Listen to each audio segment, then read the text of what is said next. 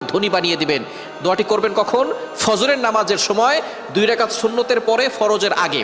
মনে রাখবেন, আজানের পরে, একামতের আগে এই সময়টা আমরা অনেকেই মসজিদে গিয়ে চুপচাপ করে বসে থাকি। আপনি এই সময় আল্লাহর কাছে দোয়া করবেন।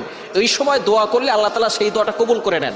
আর দোয়াউ লা ইউরাদ্দু বাইনাল আযানি ওয়াল ইকামা, তিরমিজি শরীফের হাদিস, আবু দাউদ শরীফের হাদিস। আজান ও একামতের মাঝখানে দোয়া করলে সেই দোয়াটা কবুল ফিরিয়ে দেওয়া হয় না, সেই দোয়া কবুল করা হয়।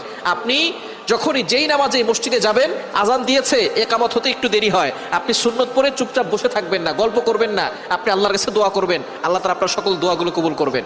ফজরের সুন্নতের পরে আপনি ফরজের আগে মধ্যবর্তী সময় আপনি সুন্নত ঘরেও পড়তে পারেন। আজান দিয়েছে, আপনি একটু আগে উঠবেন, তাহাজ্জুদ নামাজ পড়বেন, অথবা আপনি তাহাজ্জুদ নামাজ পড়ে সুন্নত আজান দেওয়ার সাথে সাথে সুন্নতটা ঘরে পড়বেন।